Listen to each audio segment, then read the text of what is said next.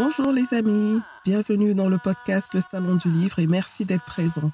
Je suis Hassel Nadal, ingénieure IT, entrepreneur littéraire et fondatrice d'afrolivres.com, le magazine littéraire en ligne de l'Afrique et de sa diaspora. Si vous êtes un passionné de livres, si vous souhaitez mieux comprendre l'évolution du secteur du livre dans le monde en général, en Afrique et dans sa diaspora en particulier, alors ce podcast est exactement ce qu'il vous faut. Avec mes invités, retrouvez-nous tous les vendredis pour l'actualité littéraire et autres thématiques autour du livre. Et c'est parti pour un nouvel épisode du Salon du Livre. Bonjour. C'est toujours un réel plaisir de vous retrouver tous les vendredis pour un nouvel épisode du podcast Le Salon du Livre. Je profite de cette occasion pour faire un petit coucou à Audrey, qui est une assidue du podcast et qui nous envoie toujours un petit message d'encouragement, de soutien. Merci Audrey et j'espère que cet épisode te plaira.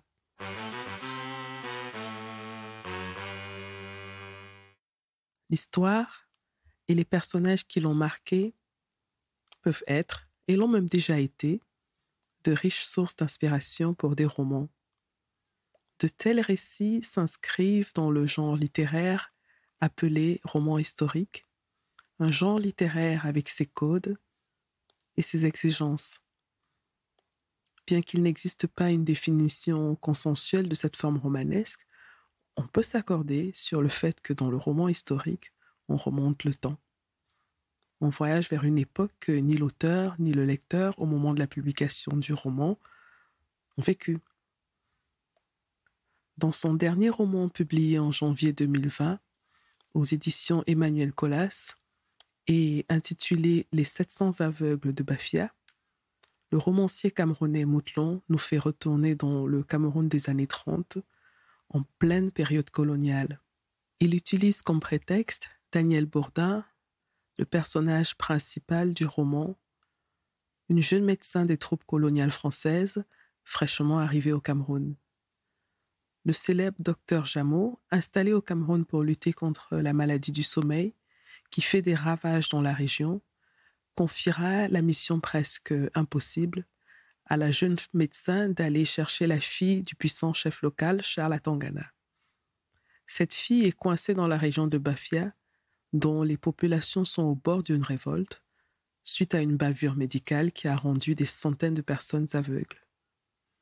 Dans cet épisode, Mouthlon nous décrit les coulisses de la construction de ce très beau roman historique intitulé Les 700 aveugles de Bafia. Bonne écoute.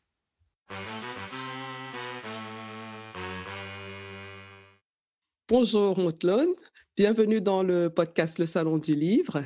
Merci d'avoir accepté notre invitation. C'est un réel plaisir de t'avoir avec nous aujourd'hui pour discuter avec toi autour du roman historique, en particulier autour de ton dernier roman, Les 700 aveugles de Bafia. Bienvenue encore. Merci. Alors, avant qu'on ne rentre dans le vif du sujet, j'aimerais faire un peu mieux ta connaissance. Est-ce que tu peux nous dire où est-ce que tu es né, où est-ce que tu as grandi, d'où tu viens? Bon, merci. Je m'appelle Daniel Alain Segbe. Ça, c'est mon nom à l'état civil. Mais j'écris sous pseudonyme et j'ai choisi Mouthlon. Peut-être tu me demanderas pourquoi. Mais Mouthlon, c'est mon pseudonyme. Je suis né en 1973, je suis camerounais. Et je suis né. Cela va te sembler peut-être curieux, mais je suis né à Bafia. Je ne suis pas de Bafia. C'est vrai que j'ai écrit les 700 aveugles de Bafia. C'est vraiment une pure coïncidence, mais je suis né sans être de Bafia, je suis né là-bas parce qu'à l'époque, mon papa était banquier et il travaillait à Bafia. Je suis écrivain, j'ai 3 romans dans ma bibliographie. Il faut dire que j'ai été publié la première fois en 2013. Ceux qui sortent dans la nuit qui a obtenu le prix Amadou Kourouma au Salon du livre de la presse de Genève. Après, j'ai publié, puis là, je l'ai publié à Paris chez Grasset. Ensuite, j'ai publié La profession de charognard en 2015 aux éditions Clé à Yaoundé. Et maintenant, on va parler de mon 3e livre, Les 700 aveugles de Bafia, publié chez Emmanuel Colas en janvier 2015. Que faut-il ajouter? Sinon que, outre mes activités de romancier, je suis technicien de télévision et à ce titre, je travaille comme moniteur à la CRTV, qui est la télévision d'État au Cameroun. Voilà. Très bien. Et est-ce que tu as une belle enfance? Oh, allez, je suis même nostalgique de cette période. J'ai beaucoup aimé mon enfance, surtout la tranche que j'ai passée à Kivu. C'était entre 1978 et 1982. Je trouve que je n'aime pas beaucoup les grandes métropoles. Je vis actuellement à Douala et disons qu'on s'y fait parce qu'on travaille. Et donc, cette période de mon enfance m'est restée dans les souvenirs et je la revois tout le temps. Mais globalement, j'ai eu une enfance très joyeuse, très plaisante. Mais comment on part de technicien à romancier? Bon, il se trouve que moi, j'ai toujours été en fait essentiellement littéraire, alors que j'ai suivi un cursus scientifique. À l'école, j'avais le malheur d'être un peu bon partout, que ce soit en lettres, que ce soit dans les sciences. Et quand je suis arrivé en troisième, quand il a fallu m'orienter vers la seconde, c'était au Cameroun, c'est en troisième où j'ai choisi de continuer en lettres au 15, de faire des sciences.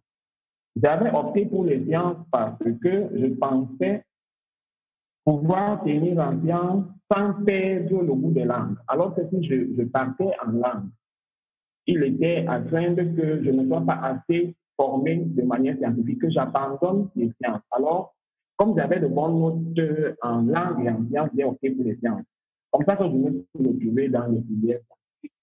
Par la suite, j'ai fait l'université de Yaoundé. Là-bas, j'ai fait les sciences naturelles. Après, quand l'université est devenue à la faveur de la réforme universitaire de 1993, Yaoundé 1 est né et j'ai choisi biochimie. C'était une filière qui n'existait pas à l'époque de l'université. Tout le monde allait faire sciences naturelles quand on avait un bac comme moi. Et donc, j'ai continué en cursus scientifique tout en gardant ma passion des lettres. Celle qui me conduit depuis l'enfance, c'est une dynamique de lecture. Et plus tard, j'ai commencé à écrire. Donc, je suis un scientifique par formation et un littéraire essentiel. Aujourd'hui, on veut parler du roman historique et j'ai voulu qu'on s'inspire de ton dernier roman, Les 700 aveugles de Bafia, qui est écrit dans un univers assez particulier dans l'histoire du Cameroun. Elle se déroule dans un moment de l'histoire du Cameroun où la maladie du sommeil est en train de faire des ravages. Est-ce que tu peux nous en dire un peu plus? Bon, Les 700 aveugles de Bafia, de manière très ramassée, c'est un peu l'odyssée d'une jeune dame, une maquilleuse, ça veut dire une européenne, qui débarque en 1929 au Cameroun. Elle est médecin des troupes coloniales. C'est à ce titre qu'elle arrive au Cameroun parce qu'elle est affectée auprès du docteur Jamou, qui avait monté au Cameroun une mission sanitaire pour combattre la trypanosomia, que l'on appelait de manière cruciale la maladie du sommeil. Et alors, cette jeune dame arrive et elle tombe pile au moment où Jamou a des problèmes. Il se trouve qu'il y a une révolte. Dans le roman, il y a une révolte des peuples batiens qui fait rage parce qu'ils ont remarqué que parmi eux, il y a des aveugles qui tombent par centaines tous les jours. Et donc, ce fait conduit à une rébellion qui s'envenime. Et Jamou étant le principal suspect, en fait, c'est vers lui que se tournent les griefs des Bafia. Il ne peut pas aller sur le terrain pour résoudre la question. Et donc, il fait appel à la jeune maquilleuse dont j'ai parlé, Daniel, et qui lui donne comme mission d'aller sur les lieux de la révolte pour expliquer une infirmière qui s'appelle Déborah Ivoire, qui est par ailleurs la nièce d'un grand chef indigène qu'on appelle Chalakana. On appelait Chalakana. Pourquoi il faut expliquer cette jeune fille? Parce que là où elle se retrouve empêtrée dans la révolte des Bafia, le conflit, en fait, la révolte pourrait dégénérer en conflit tribal, ce que Jamou ne souhaite pas. Et donc, il a recours à une jeune femme qui vient d'arriver, parce que lui, Jamou ne fait confiance à personne. Il voit une jeune femme qui vient d'arriver et il présume de son innocence. Elle n'est pas embrigadée dans un dossier parce qu'à l'époque, en milieu colonial, tout était embrouillé. Elle est fraîchement arrivée, donc il a la certitude qu'elle n'est ni embrigadée dans un dossier, ni mêlée à quoi que ce soit. Et donc, il compte sur son innocence pour se présenter en Pierre Bafia et expliquer Déborah une fois. Et donc, en ce sens, ce roman est d'abord l'aventure de cette jeune femme. Sauf que le contexte est explosif. Et c'est là la partie historique du roman parce que nous sommes en 1929 et effectivement en 1929 au Cameroun, on a eu le scandale des aveugles de Jamou. Ça, c'est la partie historique. Il se trouve qu'entre 1927 et 1929, Jamou, qui avait monté sa structure, comme j'expliquais tout à l'heure, et qui recevait et affectait des médecins de tout colonial, avait envoyé à Bafia un certain Henri Monnier. Et Henri Monnier a effectivement vécu. Il est arrivé à Bafia et il lui revenait de piloter les unités parce que la trypanosomie c'est une maladie très virulente qui faisait en sorte que les malades n'étaient pas en état d'aller à l'hôpital. Et donc, il fallait que l'hôpital aille aux malades, d'où l'institution des unités sanitaires. Et Henri Monnier, arrivé à Bafia, se met à faire des expérimentations du fait que les peuples bafiens ne réagissent pas au traitement normal. Donc, il double la dose de trypazamine. La trypazamine étant le médicament, la potion qu'on utilisait à l'époque et qui est dérivée de l'arsenic. Et quand je dis arsenic, combiné rapidement, c'est quelque chose de toxique. Il double la dose, il la triple, il a de bons résultats. Sauf que quelques temps après, il y a des effets secondaires qui induisent des aveugles parce que la trypazamide à haute dose attaque le nerf optique. Et donc, 8 mois après les premières injections, les aveugles commencent à perler dans tous les villages. D'où la révolte. Et Daniel, qui arrive à ce moment-là, est envoyé dans ce contexte. Et donc, tout le long du moment, on va l'accompagner à travers les villages basiques qui sont infectés de gens en colère et d'aveugles. On va essayer de comprendre comment se manifestait la maladie.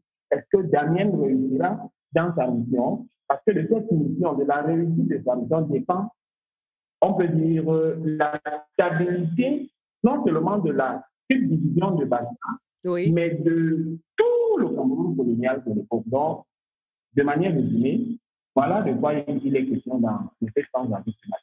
Tout à fait. Il faut préciser que Damienne Bourdin, elle a aussi ses raisons personnelles à elle de réussir cette mission, que je ne vais pas dévoiler. Hein.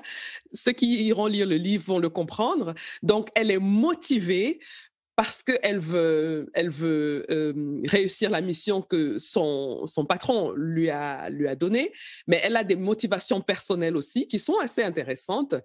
Donc, ce que tu viens d'expliquer comme contexte, c'est un contexte qui est vrai, c'est un contexte réel dans l'histoire du Cameroun. Bien que le contexte soit un contexte réel qui a vraiment existé dans l'histoire du Cameroun, le livre reste une fiction. Alors, qu'est-ce qui a fait que tu choisisses cette histoire-là pour écrire une fiction dessus? Parce qu'il y a plein de choses intéressantes à piocher dans l'histoire du Cameroun ou l'histoire des autres pays. Mais pourquoi cette histoire en particulier? Oui, tout à fait, Franck. Il faut dire que je suis tombé par hasard sur l'affaire Jamou. En faisant des recherches sur un autre sujet, j'avais un autre projet de livre. Et donc, je suis tombé sur l'affaire Jamou qui m'a tout de suite révélé son potentiel romanesque. Et donc, j'ai décidé d'en faire une fiction, quitte à continuer le projet initial par la suite.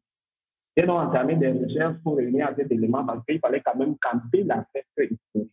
Voilà, donc c'est quelque chose qui m'est tombé dessus de manière très forte et qui a déclenché à moi l'envie d'en faire un roman. D'accord. Mais est-ce que tu étais déjà au courant de cette histoire avant? Ou tu avais juste entendu parler de ça un petit peu, mais tu n'avais pas vraiment creusé? Absolument pas. Je n'avais jamais entendu parler de l'aveugles de Jamou. Or, j'ai bien étudié Jamou à l'école comme tout le monde au Cameroun. Ça m'a d'autant plus frappé que quelqu'un qui lit beaucoup comme moi, pour rendre compte, j'entendais parler des aveugles de Jamou pour la première fois.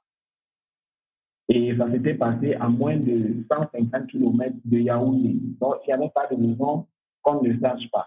Et je parie que beaucoup de Camerounais qui liront mon roman entendront parler de ces aveugles pour la première fois. Alors que ces gens-là, je vous dis, les aveugles de Jamon ont vécu jusqu'à dans les années 80. Je crois que le dernier de ces aveugles est mort en 1993. Donc, ils sont restés présents tout au long de l'histoire. Et on a vraiment mis le couvercle sur l'affaire Jamon. Et ça m'a beaucoup intéressé. Le challenge était non seulement romanesque, mais aussi historique. Moi, je me suis dit, ben, attendez, pourquoi on n'en parle pas? Je vais essayer d'en parler et on verra bien. Donc, j'ai fait ce moment. D'accord. Et alors, par où tu as commencé pour tes recherches? Parce que je suppose que quand on tombe sur un sujet pareil, on a envie d'écrire dessus, mais il faut bien commencer quelque part. Est-ce que tu peux nous expliquer le déroulement de tes recherches? Après avoir agité l'idée dans tous les sens, j'ai compris deux choses. La première chose, c'est que je ne pouvais pas rester cantonné parce que je ne suis pas historien, je suis romancier. Donc, il fallait déjà faire un roman. Exact. Et qui dit roman dit fiction. Donc, il me fallait créer une histoire romanesque et me servir de l'affaire des aveugles de Jamon comme une toile de fond. Donc, c'est ça le but du jeu. Et donc, cette toile de fond devait quand même être, sinon réaliste, mais du moins vraisemblable. Il m'a donc fallu reconstituer toute la scène de 1927 avec l'arrivée du docteur Henri Monnier. Et là, on n'est pas dans le roman, on est vraiment dans l'histoire. Dans la réalité, oui. Oui, dans la réalité. Tout commence en 1927 quand Henri Monnier débarque à Bafia. Jusqu'en 1929, parce que pendant 2 ans, il va régulièrement bombarder les populations des 17 villages de Bafia, de Kipazamid, de triple dose de Kipazamid. Il fallait reconstituer tout ça. Il fallait déjà comprendre d'où est venu le mal. Et donc, j'ai fouillé dans tous les sens pour, premièrement, comprendre ce qui s'était passé. Pourquoi les gens étaient aveugles? Quelle est la bavure résidait, elle était cachée à quel niveau? Et donc, j'ai découvert que le produit que Jamon utilisait, la tripazamide, était un dérivé de l'arsenic. Jamon avait codifié, conscient des dangers, lui, il avait codifié le traitement. Et il envoyait ses médecins de tout colonial. C'est un chemin arrivé, il y en a qui arrivaient en Afrique sans avoir vu un noir. Il y en a qui arrivaient sans avoir même vu un malade qui parlait. Donc, on les envoyait à Ayos pour 1 mois d'acclimatation. Jamon avait monté à Ayos un centre d'instruction parce qu'il fallait aussi former des indigènes à l'application du traitement. Parce qu'il fallait vraiment beaucoup de même d'imaginer, il fallait entrer dans tous les villages, il fallait le faire régulièrement. Donc, les quelques dizaines de médecins de tout colonial qu'on envoyait à Jamon, une présence sanitaire ne suffisait pas. Donc, quand tu allais à Ayos, une fois débarqué du bateau, tu passais 1 mois à te familiariser avec le traitement que Jamon avait codifié. Henri Monnier l'a fait. Et donc, tu allais à ton poste d'affectation. Pour lui, c'était la subdivision sanitaire de Bafia, où il est arrivé. Mais pour le malheur des populations de Bafia, elles étaient tellement infectées qu'elles ne réalisaient pas au traitement normal. Et Henri Monnier a pris sur lui d'entamer des expérimentations. Et après avoir doublé et triplé la dose de tripazamide, il a obtenu au début de bons résultats. Il a même été célébré par les chefs locaux. Il fallait reconstituer les villages Bafia pour faire crédible.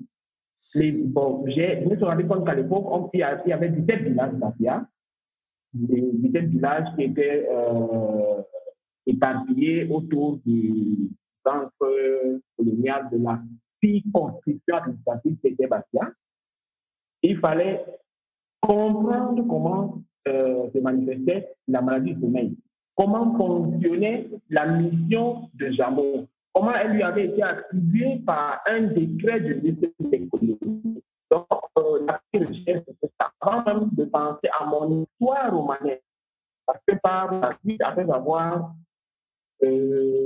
reconstitué toute la fête historique, il fallait pouvoir parler des peuples qui résidaient dans la subdivision, parce qu'il n'y avait pas que les Bafias. Il y a des Yambasa, il y a des Tikars. Il fallait pouvoir parler du centre des opérations qui est toujours là, l'hôpital Jamon qui est à Yaoundé, d'où est parti Daniel. Et donc, après avoir reconstitué toute cette fresque-là, j'ai donc imaginé l'histoire de cette jeune dame qui méritait le club colonial, en but à beaucoup de difficultés entre ses aspirations. Elle va être romancière. Et nous sommes à une époque où, même en France, on ne pense pas que les femmes soient bien placées pour écrire des romans. On lui paye beaucoup d'échecs. Elle se fait rejeter dans plusieurs maisons d'édition. Allô, tu es toujours là? Oui, je suis là, je t'écoute. Mm-hmm. Voilà. Et donc, Daniel arrive en Afrique. L'Afrique est pour elle comme une dernière terre de salut parce qu'elle a complètement échoué chez elle en Marseille. Elle est finalement devenue médecin après avoir abandonné ce cursus pour tenter sa carrière de romancière. Et donc, quand elle arrive à Yaoundé, elle suit un peu le cursus imposé par Jameau, sauf qu'elle ne peut pas le terminer parce que Jameau lui impose cette mission. Voilà une mission dans laquelle elle ne peut plus se permettre d'échouer. Ayant échoué un peu partout en Europe, elle arrive en Afrique.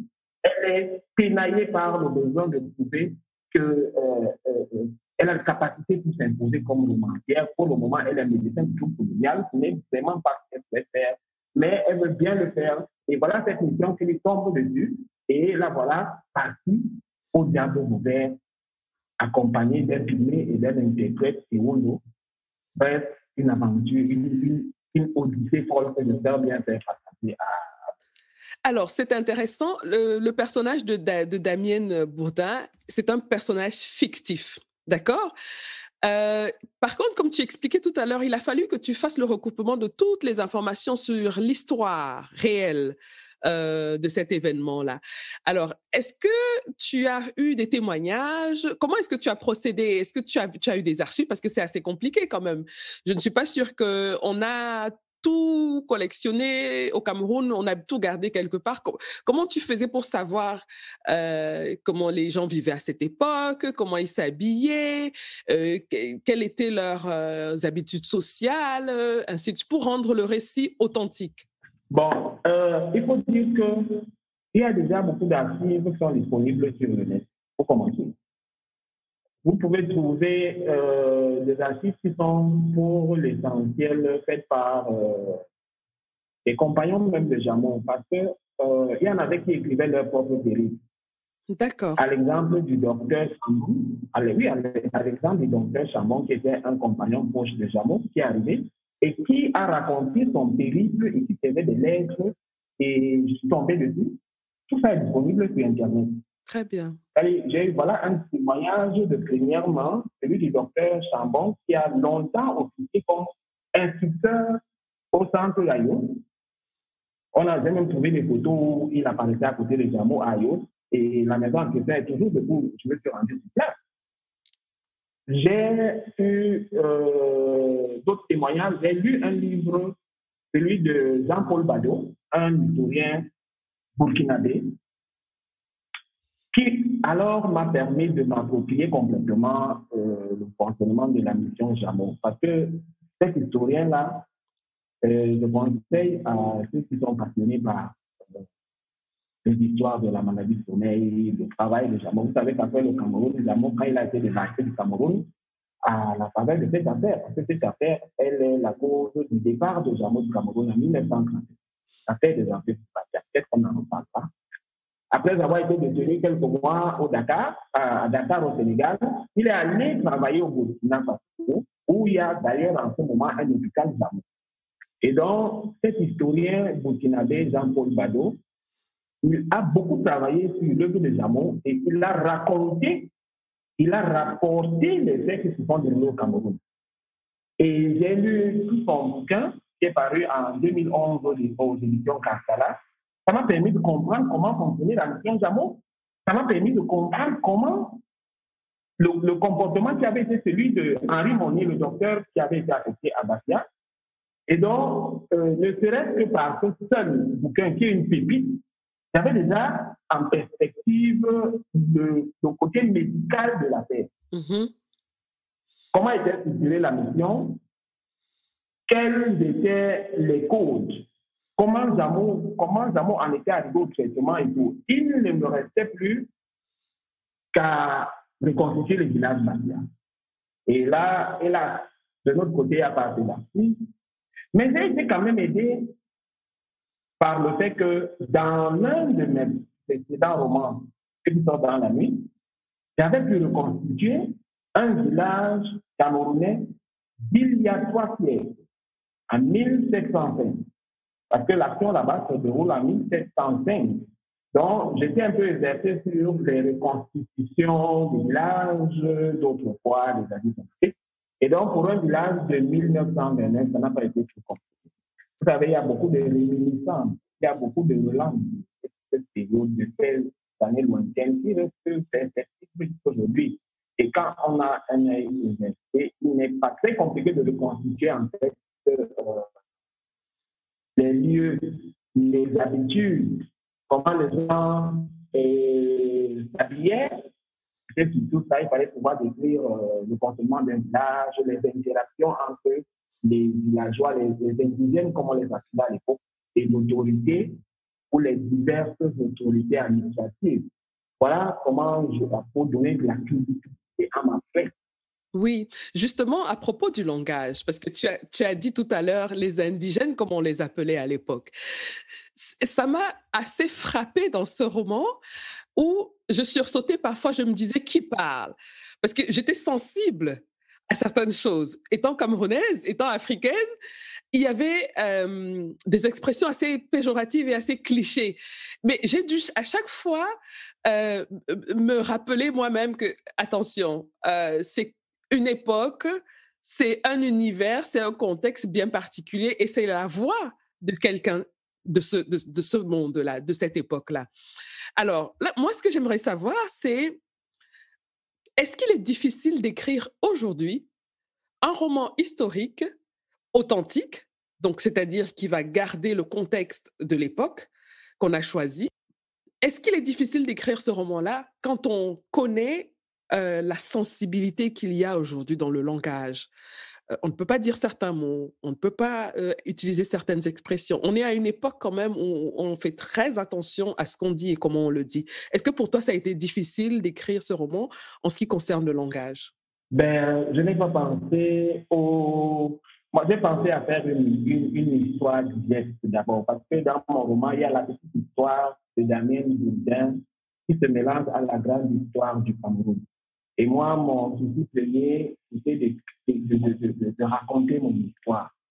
Je n'ai pas commencé par penser à comment on prendrait les termes. Et je me suis ingénié à mettre les termes dans la bouche des protagonistes. Ou bien, je me mettais parfois dans... vous allez remarquer que de temps en temps, on a l'impression d'être dans le corps de Damien. Tantôt, on est dans le corps du pygmée ou bien dans celui de Jameau. Et donc, les termes sont le plus souvent accolés à la personne qui voit. Quand c'est Damien qui voit, elle peut voir un indigène. Alors que quand c'est le pygmée qui voit, il voit un Yambassa ou bien il voit un Bafia. Quand c'est Jameau qui voit, il voit un indigène. Donc, c'est un peu comme cela. J'espère ne pas avoir assez de sensibilité, mais c'est comme ça qu'on percevait les choses à l'époque. Il y avait des indigènes. Il y avait un code qu'on appelait le code de l'indigénat. Ce n'est pas en niant cela qu'on fait aussi. Je ne sais pas, l'histoire, elle est là.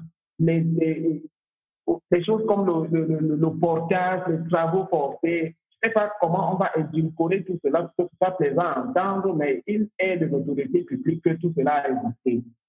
Et moi, je me suis mis dans le contexte de 1929 pour écrire mon roman. Je me suis transporté moi-même en 1929. Et en 1929, quand on appelait un Camerounais indigène, il ne pensait pas qu'on lui a fait offense. Tout à fait. La réaction que j'ai eue, en fait, c'est par rapport à mon époque, donc celle d'aujourd'hui. À chaque fois, il fallait que je me rappelle que je suis en 1929 et je n'ai pas à juger cette époque-là avec les critères d'aujourd'hui. Donc, c'est pour ça que j'avais voulu connaître ton avis sur le processus d'écriture quand tu écrivais ces scènes-là. Alors, est-ce que tu vois un rapport, un parallèle entre cette époque-là et celle d'aujourd'hui? Comme par hasard, nous traversons un moment où il y a une pandémie dans le monde entier. Est-ce que ça t'a interpellé? Bon, moi, j'ai fini d'écrire avant la survenance de la pandémie actuelle. J'avais fini d'écrire, le roman était publié parce que pour un roman publié en janvier 2020, vous imaginez bien que le manuscrit était prêt des mois avant. Parce qu'il a dû suivre les étapes. L'édition, voilà. Passer dans les étapes de l'édition, il fallait que le manuscrit soit prêt avant. Et donc, je n'ai pas été influencé par la pandémie actuelle. Sauf qu'il y a quand même des choses qui reviennent. Vous vous rendez compte que en ce moment même au Cameroun, nous avons un problème de vaccination ici. En ce moment. Et figurez-vous que ce problème, en fait, vient de l'époque-là. Les gens se méfient des vaccins. Aujourd'hui, on a un problème au Cameroun où il y a des parents qui vont dans des écoles pour faire sortir les enfants parce que le vaccin contre la polio est obligatoire. Mais c'est de l'héritage qui nous fait pourquoi, sur cette période, les gens se méfient des piqûres depuis l'époque de Zamon, qui a laissé plus de 1000 aveugles sur le carreau. Et donc, voilà quand même près d'un siècle que cette affaire. Oui. Personne ne peut expliquer pourquoi les gens se méfient des vaccins aujourd'hui. Personne ne peut le comprendre s'ils ne se réfèrent pas à cette affaire-là. En fait, ça vient de là. Absolument. Vous voyez, donc il y a une relation par il y a une relation. À l'époque, vous savez, le scandale avait été passé par Père de Kofi, on n'en a pas parlé. On a fait croire au Bafia qu'il souffrait de bilardio, la cécité des litières, alors qu'en fait, ils avaient été, pour ainsi dire, bombardés de sulfasamide. C'était un scandale, une bavure médicale en bonne et due forme. Mais je crois que tout le monde n'a pas été juste. Et il y a des gens qui sont rétifs au vaccin depuis cette époque jusqu'à l'heure actuelle. Et cette pandémie est revenue réveiller tous ces tourments-là qui font que les gens regardent la médecine occidentale avec une certaine méfiance. Donc, en fait, selon toi, il y a une transmission de la peur de génération en génération, bien qu'aujourd'hui, on ne puisse pas expliquer d'où vient cette peur-là. On réagit par peur, mais sans connaître l'histoire, en fait, d'où vient la peur, en fait. C'est à ce niveau, je pense que nous avons intérêt à revenir sur beaucoup de points de notre histoire, la vraie, parce que l'histoire qu'il y a dans nos manuels scolaires, elle nous est imposée, en fait, elle nous est guidée par le colon, qui ne pouvait pas faire une histoire à charge contre lui-même. Et il faut revenir sur... Il y a plein d'épisodes historiques comme cela qu'il va falloir écrire. Et pour que cela se passe dans des conditions les meilleures, il va peut-être falloir que nos historiens, moi je suis romancier, j'ai fait un roman, j'ai pu compter sur les travaux de quelqu'un comme Jean-Paul Bado pour créer un fait historique, mais je crois qu'il est plus que jamais temps qu'on réécrive la vraie histoire. Parce qu'il n'est pas acceptable que dans un pays comme le Cameroun, on ait vécu une telle catastrophe et que personne ne soit au courant.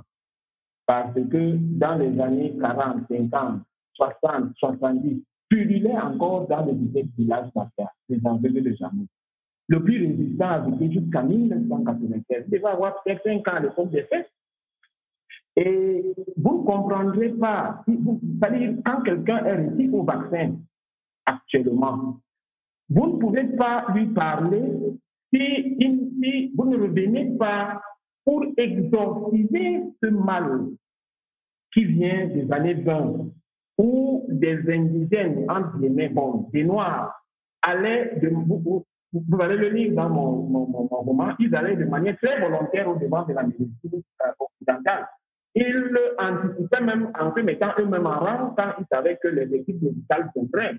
Et qu'aujourd'hui, on retrouve des gens qui sont lettrés, mais qui s'opposent à ce que leurs enfants soient vaccinés. Il y a quelle raison. Et cette raison, elle est dans l'histoire.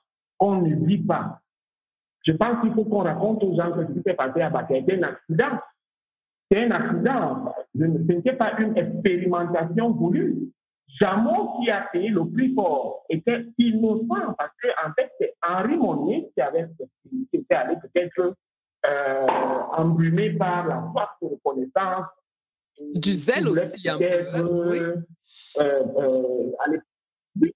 À l'époque, on avait Albert Schweitzer au Gabon, qui était déjà devenu star, Jameau au Cameroun, qui paraissait dans de grandes revues scientifiques. Peut-être que Henri Monnier aspirait à être comme Albert Schweitzer ou le docteur Jameau. Et donc, c'est lui qui s'est livré à des expérimentations que Jameau a dû assumer parce qu'il était le leader. Il faut raconter aux gens que ce n'était pas prématuré. Parce que sinon, moi, je pense qu'on devrait vacciner. Et je vais vous dire, l'action de Jameau, moi, je pense que Jameau mérite sa place dans le livre d'histoire. Je suis contre le fait qu'on ne dise pas la vérité quand on avec ce vaccin. Jameau mérite quand même sa statue qui est à Yaoundé. Parce que je vous garantis que la maladie du sommeil était plus dangereuse que le sida. Et mélangé au paludisme qui existait déjà, sans l'intervention de Jameau, le Cameroun perdait au moins la moitié de sa population. Et donc, Jameau a fait œuvre utile. On ne peut pas résumer toute son œuvre à l'incident de Bakia, qui est même du fait d'un zèle d'un médecin de troupe colonial qui n'était pas le responsable de la structure. Mais il faut expliquer tout ça aux gens. Tout à fait. Parce que ceux qui refusent qu'on vaccine leurs enfants contre la polio actuellement, parce qu'ils courent des risques. Et si la médecine occidentale avait essentiellement pour but d'anéantir les Africains, vous pensez que depuis le temps qu'on a fait des pilules en pharmacie, que nous ne fabriquons pas, on serait toujours là pour en parler? Et donc, il y a beaucoup de pédagogie à faire autour de la question. Au lieu de cacher la vérité de ce qui s'est passé à Bakia, il faut la raconter, comme je l'ai fait, que les gens comprennent que c'était un accident et qu'on ne se défile pas quand on a la preuve qu'un vaccin est de qualité, parce que la poliomyélite a quand même été, elle a été butée hors de l'Afrique par ces vaccins-là. Et il ne faut pas courir le risque qu'elle revienne. Tout à fait. Donc, il y a un côté politique intéressant que tu as effleuré dans le livre, qui est les luttes d'influence qu'il y avait dans le milieu médical à cette époque-là. Et on a vu, ça continue jusqu'à aujourd'hui. On revient sur le Covid et les différents camps qui se tirent dessus. Donc, est-ce que tu peux nous en dire un peu plus? Le fait que le docteur Jameau avait réussi à convaincre le ministre de la métropole de tutelle de lui donner un budget spécial pour le travail qu'il faisait au Cameroun. Est-ce que tu peux nous en dire un peu plus? Bon, voilà ce qui s'est passé. Jameau était arrivé au Cameroun en 1921. Il a entrepris un premier tour au Cameroun. Il a entré jusqu'au fond des villages. Il avait été aidé en cela par Charles Kangna, qui était le chef indigène le plus influent de l'époque. Parce que, au départ, parce que Jameau, comme il avait des microscopes, il fallait qu'ils prennent quand même le temps. Les gens ne voulaient pas qu'on touche à leur, avec les préjugés à l'époque. C'est à peine si les gens acceptaient qu'on leur coupe un nombre. Et donc, Jameau, au départ, n'était pas accueilli avec enthousiasme dans les villages. Il a fallu que Charles Kangna s'implique pour que ce soit le cas. Et quand Jameau a pu entrer dans les villages, il a fait un premier recensement. Il allait avec les chiffres à Paris voir le docteur, le ministre des colonies à l'époque qui s'appelait Maginot. Il a sensibilisé la métropole sur le fait que si rien n'est fait, vous savez, les colonies étaient plus dues en termes de main-d'œuvre. Et avec une maladie comme la trypanosomiase, il était à craindre qu'il n'y ait plus suffisamment de main-d'œuvre pour les travaux en colonie. Et donc, il fallait faire quelque chose. Et le ministre des colonies a donc autorisé la création de la mission permanente contre la lutte, cette mission permanente contre la maladie du sommeil. Il a affecté un budget de 3 millions de francs de l'époque à Jameau. Il lui a donné une troupe composée de 10 médecins de troupe coloniale. Les fonds seront renforcés continuellement et le personnel aussi. que Jammeh répondait directement au ministère des colonies, alors qu'au Cameroun, il y avait une administration coloniale qui était coiffée par un haut commissaire qui s'appelait Marchand à l'époque. La corruption dont on se plaint aujourd'hui dans les pays africains, en fait, elle nous a été mettée par l'administration coloniale. Parce que ce haut commissaire et ses fonctionnaires en voulaient à Jammeh parce qu'il gérait tout seul cet argent qui était énorme. Il n'avait aucune base sur lui et donc ils attendaient le premier dérapage pour lui régler son compte. Et l'occasion leur en a été donnée avec la bavure de Bafia. Et donc, voilà des gens qui ont sacrifié le docteur Jammeh parce que leur but à eux était de mettre la main sur son organisation qui charriait d'énormes budgets. C'est ça qui s'est passé. Il y a eu une lutte d'influence au Cameroun. C'est-à-dire que la fresque que je recrée dans ce livre, je n'ai pas beaucoup mis l'accent sur ce côté-là, mais il s'agit aussi de ça. Ça veut dire que pendant que les Bafias se révoltaient, bon, il n'y a pas eu de révolte Bafia. Mon roman théorise la révolte qui aurait eu à Bafia si l'information avait effectivement circulé que ce Jammeh qu'on est en train d'abattre, parce que l'administration coloniale française a clairement abattu Jammeh, qui sera d'ailleurs arrêté. On va revenir sur la question. Mais on a tout fait. Pendant qu'on arrêtait Jammeh, pendant qu'on le débarquait, on le chassait du Cameroun, on a tout fait pour que les indigènes ne sachent pas pourquoi. Parce qu'il ne fallait pas justement courir le risque d'une révolte, parce que s'ils savaient que Jammeh tombe pour la bavure de Bafia. Donc, en fait, dans les archives de l'époque, quand personne ne parlait de bavure à l'époque, c'était la bilharziose, mais c'était surtout pas une bavure médicale. Mais l'administration coloniale, qui savait en quoi s'en tenir, en a profité pour chasser Jammeh du Cameroun afin de mettre la main sur sa mission, afin de gérer les fonds. C'est de ça qu'il s'agit. Cette lutte-là a été le drame de la vie de Jammeh, parce qu'en 1931, il va à l'exposition universelle de Paris et à son retour, il est débarqué à Dakar, enfermé pendant quelques mois. Et quand il est relaxé, il va au Burkina, comme je vous ai dit tout à l'heure, il travaille quelques mois et il rentre chez lui dans la Creuse. Et il mourra en 1910. Il a enterré là-bas. Donc, pendant que Jammeh, lui, s'occupait de réparer les torts à Bafia et autres, Henri Monnier, qui avait été à l'origine de la bavure, n'était plus là. Il avait bénéficié d'un congé administratif de 6 mois. Donc, il était en France. Jammeh se débattait. En même temps, il devait trouver une solution au problème des aveugles et en même temps, il devait en répondre devant les autorités administratives qui en voulaient à son organisation. Voilà un peu les buts, voilà le contexte politique de l'époque qui n'était vraiment pas favorable à ça. Alors, est-ce que tu sais si du côté français, on parle du docteur Jammeh? On l'a dit tout à l'heure, c'est une histoire qui est assez oubliée ou pas du tout connue au Cameroun, mais est-ce que du côté français, elle est connue, cette histoire? Bon, ce que je sais, c'est qu'il y a une fondation Jammeh qui est gérée par ses descendants. Le scandale des aveugles de Bafia a été enterré par l'administration coloniale. Il a fallu vraiment les travaux des historiens africains comme Jean-Paul Bazot pour l'exhumer un peu. Et avec mon roman, je pense qu'on en parlera de plus en plus, car il sera commercialisé au Cameroun. Mais l'administration française a enterré ces archives. Vous savez, dernièrement, le président Hollande était au Cameroun. Et on a parlé de déclassifier certaines archives. Et tous les regards, quand on parle de déclassification d'archives, sont tournés sur la répression militaire qui avait été infligée aux maquisards de l'UPC, aux nationalistes camerounais qui demandaient une indépendance sans condition. Et les personnes ne se soucient des choses comme le scandale des aveugles de Bafia. Bon, mais il faut aussi comprendre que les gens n'en parlent pas parce qu'ils ne sont pas au courant. Ils ont appris que Jammeh est venu au Cameroun. Il a vaincu la maladie de sommeil et d'ailleurs, il a une statue à sa gloire au centre-ville de Yaoundé. Voilà un peu la géographie de Jammeh au Cameroun. Alors qu'il y a plein de choses à dire. Il y en a de bonnes, il y en a de moins bonnes. Et du côté camerounais comme du côté français, en fait, l'affaire a été empirée. Alors, nous allons bientôt arriver au terme de notre entretien, mais avant, j'ai encore 2 ou 3 questions à te poser.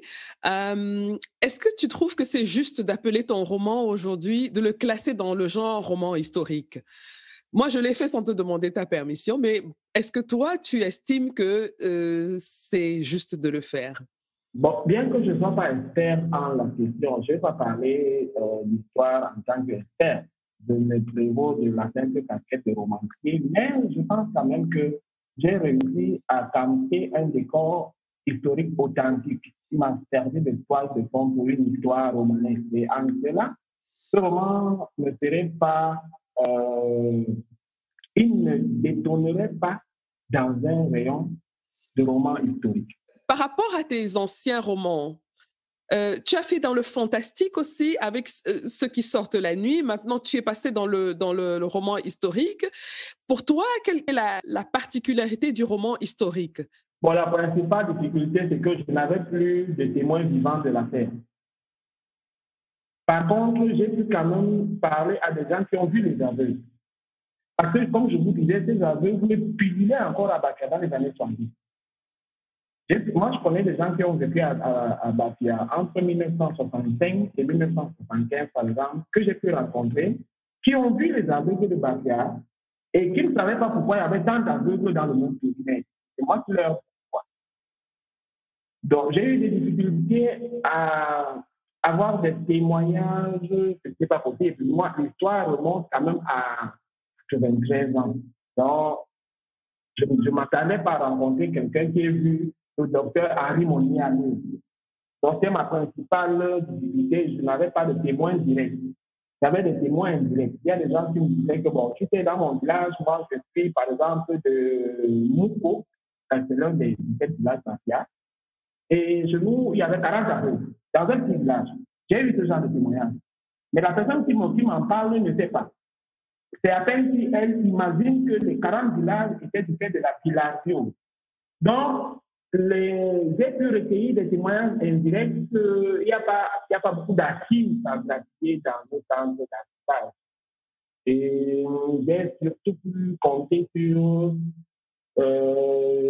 les écrits de certains compagnons de Jameau sur les travaux de Jean-Paul Badeau. Et il y a beaucoup d'éléments d'archives que je pouvais grappiller sur Internet. Et bon, j'ai fait des descentes sur le terrain parce qu'il fallait quand même que, pour le moins, je m'approprie de la géographie des lieux. Parce que Daniel, mon héroïne, allait marcher à pied de Yaoundé jusqu'à Bastia, 120 km.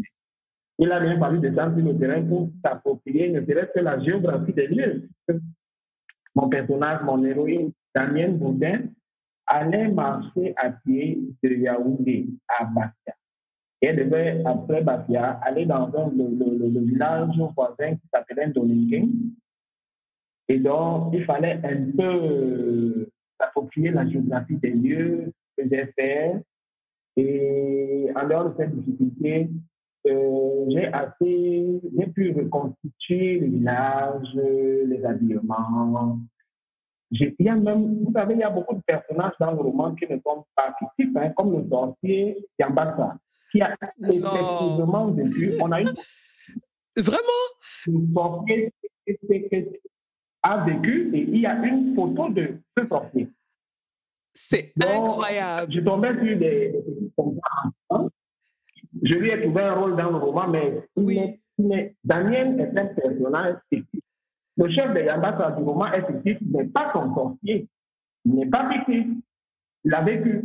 Mais où est-ce qu'on peut trouver sa photo? Elle est sur le net. Ah, d'accord. OK. Le chef de la circonscription administrative, Kournari, a vécu.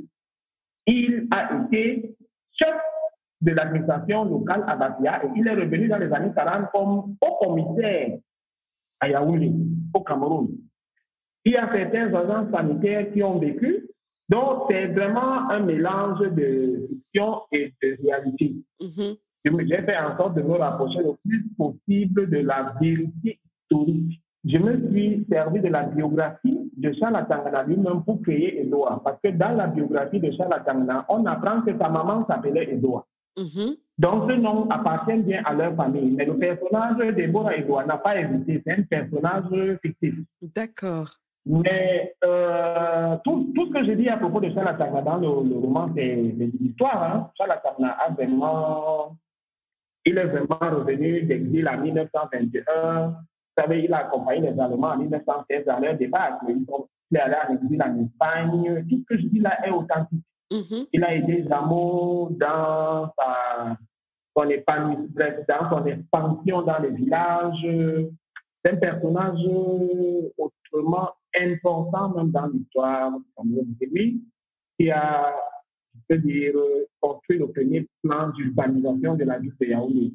Parce qu'il avait fait 2 voyages en Allemagne où quand il revenait avec des croquis et quand il arrivait, il réunissait les notables pour leur dire que bon, désormais, voilà comment il faut construire les maisons. C'est un personnage historique vraiment important.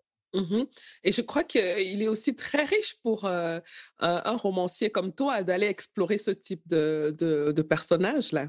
Vous voyez bien l'usage que j'ai fait de Charles Atangana dans ce roman. Absolument. Le personnage, outre le peu qu'on nous en dit en classe, je pense qu'il faut vraiment déjà pour aller.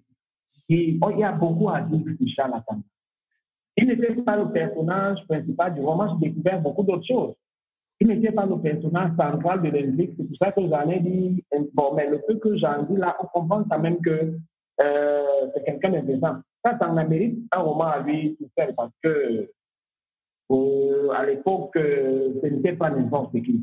C'est le seul à l'époque qui était capable de pied à pied avec l'administration coloniale d'un côté et les chefs indigènes de l'autre. Il y avait eu la révolte de Bastia, la révolte que je théorise dans le roman. Je crois que ça aurait été vraiment important dans une mission d'apaisement comme celle-ci. Très bien. Donc, est-ce que tu as un conseil à donner à des auteurs qui veulent se lancer dans ce style, dans le roman historique? Qu'est-ce que tu peux leur conseiller par rapport à ton expérience? Bon, du haut de ma petite expérience, je pourrais dire que bon, quand on parle de roman historique, il y a déjà l'histoire d'un côté et il y a le roman de l'autre. Il s'agit de faire la jonction entre l'histoire et le roman. Ça veut dire entre la vérité et le mensonge. Pas le mensonge. Alors, la partie historique... Donc, on va commencer par la partie historique. La partie historique, ce que je peux dire, c'est qu'il faut un peu sortir du manuel scolaire. Parce que le manuel scolaire, pour l'heure, ici chez nous, en Afrique, c'est un peu la chronique du colon. Vous voyez. Et donc, il faut pouvoir prendre du recul, sortir du manuel scolaire et aller au-devant des faits. Ce n'est pas facile maintenant parce qu'on ne trouvera plus de témoins. Mais c'est le prix à payer si on fait du moment historique qui va savoir des sentiers battus, de l'histoire convenue pour aller à la recherche de l'histoire, de se rapprocher le plus possible de ce que les faits étaient à l'époque. Pas du point de vue du colon ou du point de vue du livre d'histoire qui est à prendre avec beaucoup de pincettes. C'est la première chose. La deuxième chose, c'est que les faits doivent être recoupés, bien recoupés. Et dans le roman, il faut bien faire la part des choses entre la partie romancée et la partie historique. Les faits qui ne sont pas avérés, je pense qu'il vaut mieux les utiliser du côté romanesque de l'œuvre. Parce qu'on peut avoir des présomptions qui ne sont pas vérifiées, mais qui peuvent être utiles. Et là, il faut bien les mettre dans le côté romancé de l'histoire et non essayer de les faire passer pour des faits historiques. Donc, une certaine rigueur est de mise quand on s'attaque à un sujet de cette nature. On comprenne parfaitement où s'arrête l'histoire et où commence le roman dans un roman historique. La dernière chose que j'aimerais dire, c'est qu'il faut aimer l'histoire parce que ce n'est pas une exercice facile. Il faut aller exhumer des faits qui remontent parfois à 90 ans, voire à 3 siècles, comme je l'ai précédemment fait dans ceux qui sont dans la nuit. Il faut aimer l'histoire. Il faut l'aimer parce que c'est pas une partie de plaisir, c'est difficile. Et quand on est romancier, on n'est pas forcément spécialiste d'histoire. Moi, si j'avais mes études à refaire, je ferais de l'histoire. Je me suis rendu compte que c'était très riche. Et surtout que je suis un nostalgique par nature. On a parlé de mon enfance tout à l'heure. Moi, j'ai une histoire, c'est plein de pépites pour un romancier. Et donc, quand on a pris de la distance avec les faits historiques des manières scolaires, quand on a recoupé avec exigence les faits, et quand on aime l'histoire en elle-même, je pense qu'on est bien parti. Très bien, merci pour ces conseils. Et dis-moi, est-ce que tu as des prochains rendez-vous, que ce soit des rendez-vous en ligne ou des rendez-vous dans le réel, bien que ce soit devenu un peu plus compliqué par rapport à la situation actuelle avec la pandémie pour les événements? Est-ce que tu as des dates qu'il faudrait qu'on retienne ou... Il faut dire que nous autres acteurs culturels, on est de la pandémie. Oui. Parce que j'avais un calendrier qui s'est écoulé. Je devais aller au Mali pour des conférences, une année de questions. Je devais aller en France pour la promotion de ce livre. Ça n'a pas été possible. Et donc, ce type de rendez-vous, bref, on n'en fait plus rien. On est obligé de s'adapter. Et les rendez-vous que j'ai maintenant sont dans le parution. Le premier, c'est déjà, plus parlons de celui-ci. Bien sûr, les 700 aveugles de Bafia, tout à fait. La version que je montre là, c'est celle qui est sortie en janvier 2020 à Paris. Et c'est la version Emmanuel Colas. Sauf que nous avons essayé de sanctuariser les droits africains, parce que le rapatriement des livres en Afrique n'est pas toujours possible. Et quand ils arrivent dans cette version, il coûte cher pour le droit local. Et donc, pour que ce livre puisse coûter un prix abordable, et on a pensé à 3 500 francs, nous avons mis ensemble quelques éditeurs du continent. Et ils sont en train de travailler actuellement pour produire un livre à 3 500 francs. Donc, c'est le premier rendez-vous que je peux donner. Est-ce que tu as déjà une période à laquelle tu sais que ça sortira, cette édition-là? Je ne peux pas encore avancer. Je ne pourrais avancer une date actuellement au risque d'être obligé de mettre des livres en suite. Mais faire le moment venu. Et le moment venu, vous savez, dans le monde de l'édition, oui. Tant que le livre n'est pas en impression, on ne donne pas de rendez-vous. C'est vrai. Mais tiens-nous au courant et puis on va communiquer. Je ne manquerai pas. Le livre arrivera, le processus est irréversible. Le livre viendra, il viendra à 3 500 francs.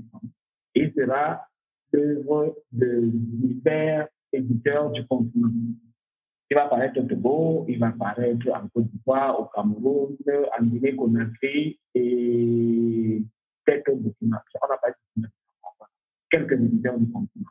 Ça, c'est le premier rendez-vous. Le deuxième, c'est que je suis dans les pratiques de leur participation en 2021.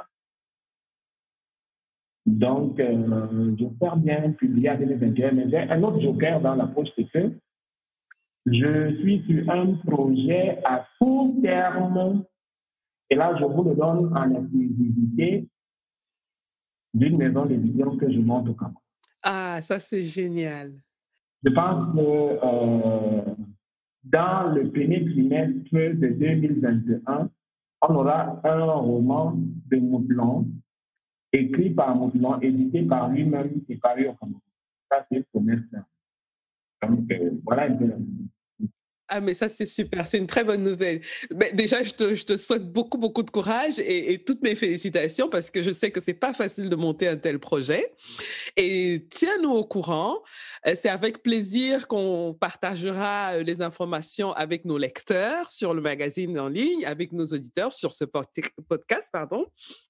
Et donc, pour terminer, si on veut te suivre, si on veut avoir les informations de Moudlon, on veut savoir ce qu'il fait, quelle est la dernière actualité, si on veut lui poser une question, comment est-ce qu'on fait pour te contacter? Quels sont tes réseaux sociaux? Déjà, je réponds toujours aux sollicitations de tous mes lecteurs. Je prends le temps de répondre personnellement aux lettres et on peut me contacter déjà sur Facebook. Et là, on me contacte sous mon vrai nom, Sekbe Daniel Alain. Sekbe Daniel Alain. Sekbe qui s'écrit N-S-E-G-B-E. Oui, sur Facebook, vous pouvez me contacter via Messenger et je réponds toujours. Et sur mon fil, il y a mon actualité, les nouveautés et tout. Mais on peut aussi me contacter par Twitter, @Moutlon. Moutlon, en un mot, M-U-T-L-O-N. Précédé du signe arrobase. Ça, c'est sur Twitter. M-U-2-T-L-O-N. D'accord. Est-ce que tu as un dernier mot pour nos éditeurs avant qu'on ne se quitte? Ce fut un plaisir pour moi. Je vous remercie de m'avoir donné l'opportunité de m'exprimer sur votre plateforme. Vous savez, le bouquin, on a tendance à croire que les gens ne lisent pas. Il y a même un cliché qui veut que quand on veut cacher quelque chose, il faut le mettre en. Alors moi, je bats en brèche ce cliché et je soutiens que c'est le livre qui ne circule pas assez. Et vous me donnez l'occasion de parler de livres et je vous ai parlé aussi d'un projet de maison d'édition que je vais lancer. C'est sera ma contribution à la circulation du bouquin parce que je n'ai pas l'impression que nous avons tout à fait compris ce qu'il faut faire chez nous en termes d'édition.